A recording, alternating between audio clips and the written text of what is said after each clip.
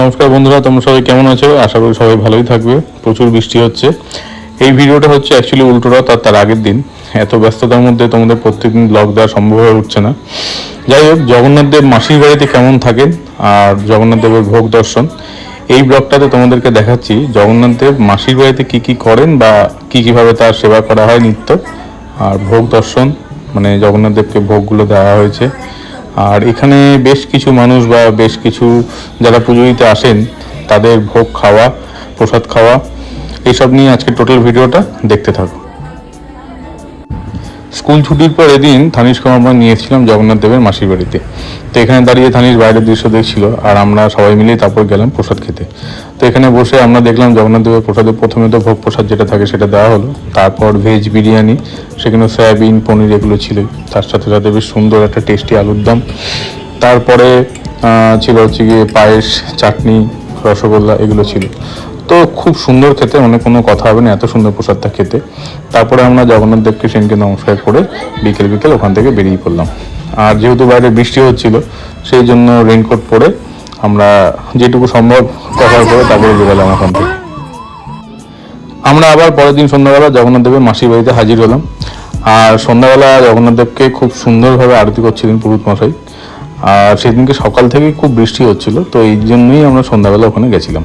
আর ভোগ প্রসাদটা ওখান থেকে নিয়ে তারপর আমরা চলে আসলাম বাড়িতে। বাড়িতে গিয়ে তোমাদেরকে দেখাচ্ছি ভোগ প্রসাদ বা ভোগের থালায় কি কি ছিল।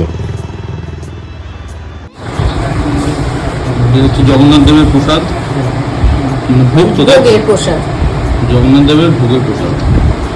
তো কালকে আমরা গেছিলাম আর আজকে যাতে ঠাকুরকে যাতে ভোগ দেওয়া যায় সেই জন্য নাম লিখিয়ে।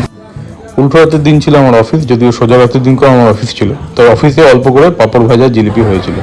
যখন ফিরছিলাম তখন দেখলাম প্রায় বিরাটির বণিক মোড় পর্যন্ত জগন্নাথ দেবকে নিয়ে আসা হয়েছে রথে করে।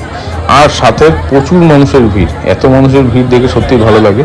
বিরাটির রথযাত্রা যথেষ্ট জনপ্রিয়। বিরাটির আশেপাশে যারা থাকেন অবশ্যই বিরাটির মধ্যে বিরাটির বাসিন্দারা, তাছাড়াও আশেপাশে যারা থাকে বিরাটির তারাও আসে দূর দূরান্ত থেকে বিরাটির রথযাত্রা দেখতে।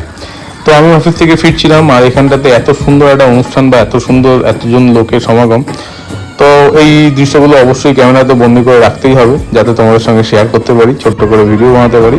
দেখো, দেখতেও অপূর্ব লাগছে। আসলে সবার পক্ষে তো যাওয়া এত ভিড়ে সম্ভব হয় না। অনেক বয়স্ক মানুষ থাকেন, অনেক ছোট বাচ্চারা থাকে, যাদেরকে নিয়ে এতটা ভিড়ে যাওয়া অনেক সময় সম্ভব হয় না। তো যাই হোক, যেটুকু আমার চোখের সামনে পড়েছিল, আমি যেটুকু করতে পেরেছিলাম সেইগুলো ভিডিও করেছিলাম, তাই তোমাদের সাথে এখন শেয়ার করতে পারছি। এখানে এতজন লোক সবাই চাইছে যে জগন্নাথ দেবের প্রসাদ, কেউ শান্তির জল চাইছিল, কেউ জগন্নাথ দেবের ফুল চাইছিল। তো এই করতে গিয়ে এই জায়গাটাতে বেশ একটা ঠেলাঠেলির পরিস্থিতি সৃষ্টি হয়েছিল, কিন্তু সেটাও খানিকক্ষণের জন্য, সব কিছু নিমিষের মধ্যে ঠিকঠাক হয়ে গেছিলো। তো জগন্নাথ দেবকে এখন বণিক মোড়ের ঠিক যে রিক্সা স্ট্যান্ড ঠিক ওই জায়গাটাতেই রাখা হয়েছিল। আসছে বছর আবার হবে। তোমরা সবাই ভিডিওটা দেখে কেমন লাগলো জানাবে। জয় জগন্নাথ।